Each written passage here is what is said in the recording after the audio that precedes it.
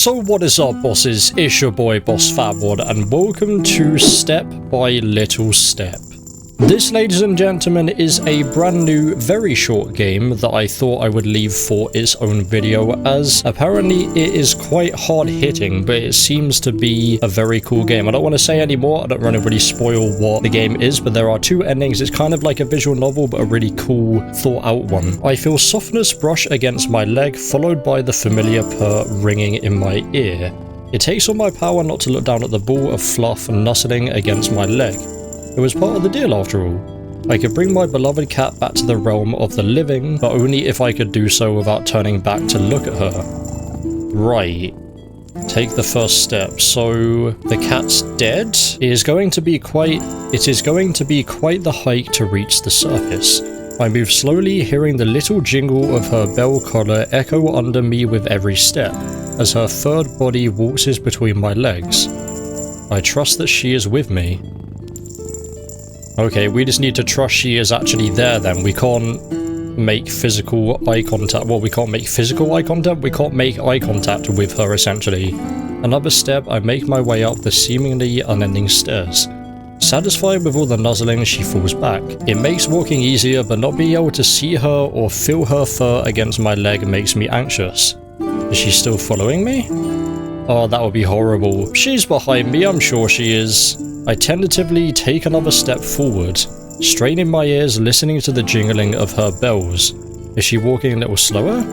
Or am I just imagining this? I mean, we can still hear her bells, so I trust that she's alright. She's fine. Kato is good. No, she's alright. She's still alright. The fact that I can still hear her behind me is enough assurance for me. The fact that I can still hear her behind me is enough assurance for me to know she's alright. We have to keep moving. Only then can I bring her back. Only then we can have a little more time. Only then can I save her, right? I trust that she'll hang on. I keep climbing, each step heavier than the last. So I don't know entirely what's going on. I can barely hear the jingling that her collar makes. Soon I will no longer hear her beside me. Is this the right thing to do? Yeah, she's still there. I'm getting a bit paranoid now. For her to follow me this far, did she know what that meant? Did I? Does she even want this? I trust she still wants to be here. I can't just give up now. Is the cat like in a coma or something on her last legs? Or on her last legs and like this is the only way to bring her back? Like she just needs to be strong to actually follow me and want to stay alive? I resist the urge to look back. I need to trust that she is behind me. I need to trust that we'll make it out of here. That we'll have more time together. That we just need to make it out of here and everything will be alright. Or like a car accident, a fatal car accident that we've just got into and we're like both in that phase of like we're still alive but we're not active. We're not like actually conscious is the word I'm trying to think of. I trust that we'll make it out of here. Well, I'm not trying to think of it anymore. When was the last time she purred? Yeah, we can't hear her at all anymore. You know? She used to purr up a storm. She loved snuggles very much. How nice. Never eye contact though, God forbid.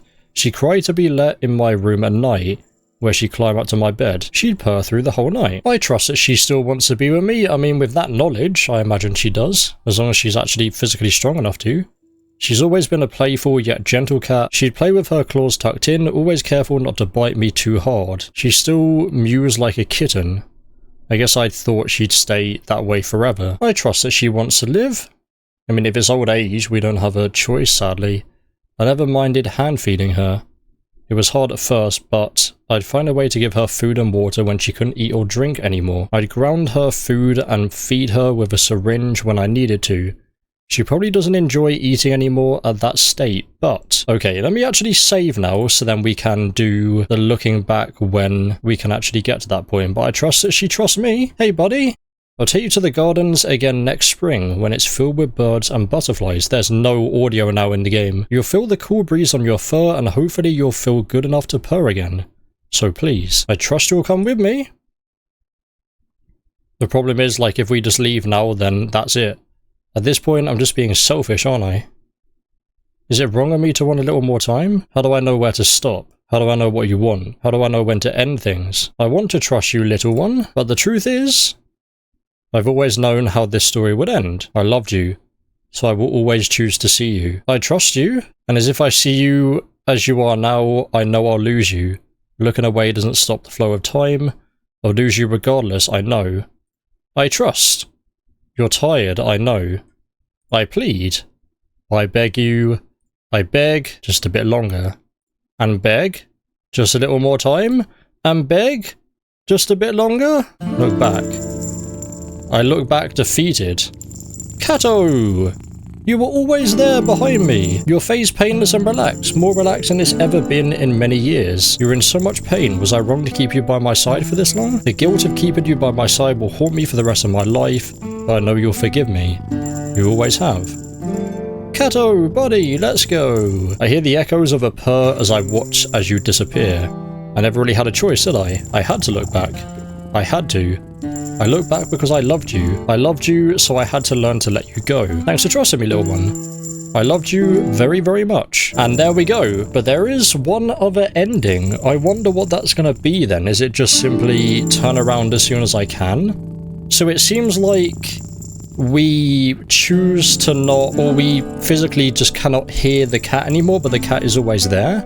I trust that she is with me, but as soon as we have that option to look back, we will. I look back almost instantly, instinctively. I see her there standing before me, her gaze loving and trusting as ever. Her eyes tell me she's forgiven me for letting her go. A feeling of sorrow and regret fills me as I watch her fade away into the darkness. Could I have done more? Would it have mattered if I did? I've always known how this tale would end. I'm sorry and I loved you. But there we go. That, ladies and gentlemen, ends a very cool but sad game called Step by Little Step. It just seems like a normal story, as in, like, we know the cat's there, but then we just assume the cat's not there. I don't think it was as deep as I said, like, that. I mean, maybe it was something like, as I said, we got into a car accident or something like that. But I think it's just simply the fact that we just have to trust the cat will be with us, but yet we don't know the cat will be with us, and eventually we just fade out the sound of the cat and get so paranoid that our little furry buddy will leave us eventually. But cats, I mean, dogs are very loyal. Cats are kind of nowhere near as loyal as dogs, but at the end of the day, they will go to whoever feeds you. If you feed your cat and you've got enough food and you've got more food than the other freaking guy down the road, Kato will love you forever. Or get an indoor cat and then snuggle with the cat all night. Who knows? Either way, that, ladies and gentlemen, is going to end my video on a very cool game called Step by Little Step. As usual, there'll be a link in the description of watch of yourself. But for now, hopefully you've enjoyed. Please leave a like if you did, subscribe for our brand new. This is the boy, Boss Fatwod. Thanks for watching, course always. Peace.